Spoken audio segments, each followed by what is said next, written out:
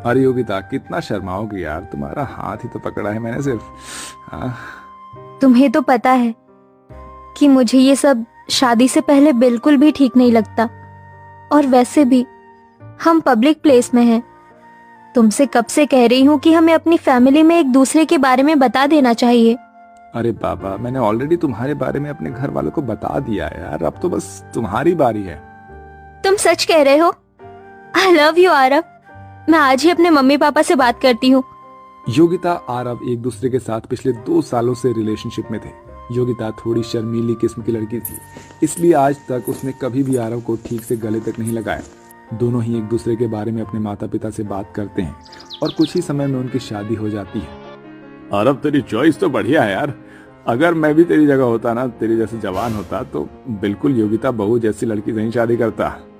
अरे जैसे ही क्यों, मैं तो योगिता से ही शादी कर लेता। अपने गृह प्रवेश पर अपने ससुर के मुंह से ऐसी बात सुनकर योगिता को काफी अजीब महसूस होने लगता है, लेकिन वो इस बात पर ज्यादा ध्यान नहीं देती।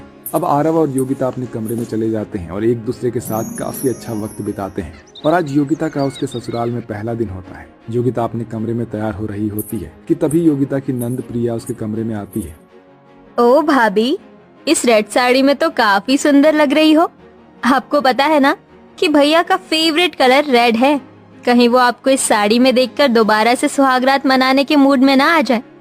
वैसे कैसी रही आपकी फर्स्ट नाइट? प्रिया, ये सब तुम कैसी बातें कर रही हो? मैं तुम्हारी भाभी हूँ, कोई सहेली तो नहीं। भाभी, ये तो बस नॉर्मल है। बताइए ना, क्या क्या किया आपने रात में? आने वाले कुछ समय में मेरी भी शादी हो जाएगी। आप क्या अपनी नंद को टिप्स नहीं देंगी? भगवान, ये कैसी ठरकी नंद मिली है मुझे। भला अपनी भाभी से कोई इस तरह बेशर्मी से बात करता है क्या? दरअसल योगिता के ससुराल वाले थोड़े आजाद ख्याल वाले होते हैं, या यूं कहें कि थोड़े ठरकी किस्म के लोग होते हैं। घर में बहू आ जाने के बावजूद भी उन लोगों में जरा भी समझ नहीं थी। बच्चे तो बच्चे, घर के बड़े भी कुछ इसी किस्म के थे।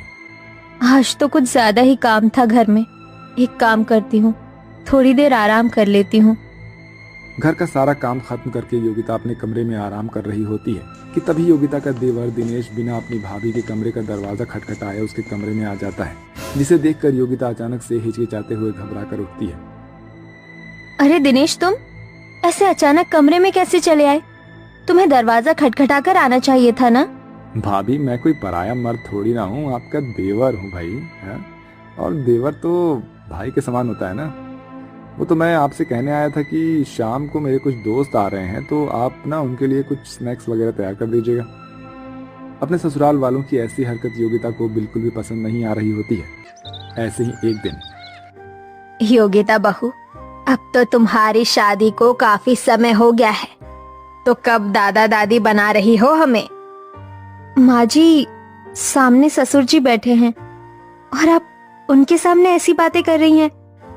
तो क्या हुआ बहू, वैसे भी अमरावती बहू की माँ बनने की उम्र थोड़ी ना है, अभी तो उन्हें एंजॉय करना है। वैसे तुम एक दूसरे के साथ अच्छा वक्त बिता पाते हो ना। मेरा मतलब तुम्हारे बगल वाला कमरा ही हमारा है। वैसे कल रात तो तुम्हारे कमरे से बहुत आवाजें आ रही थी। हैं?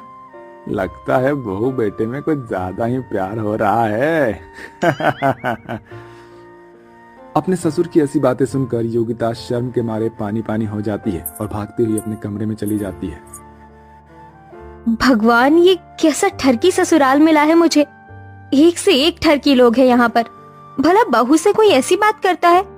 कहाँ फंस गई मैं इन लोगों के बीच में।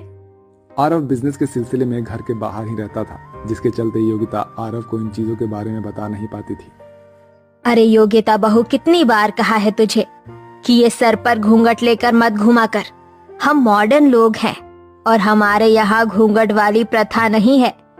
हाँ हाँ, होगी भी क्यों। मॉडर्न के साथ साथ ये लोग ठरकी भी जो हैं। माँ जी, वो मुझे घूंघट में ही सही लगता है। बिना घूंघट के मुझे काफी अजीब लगेगा।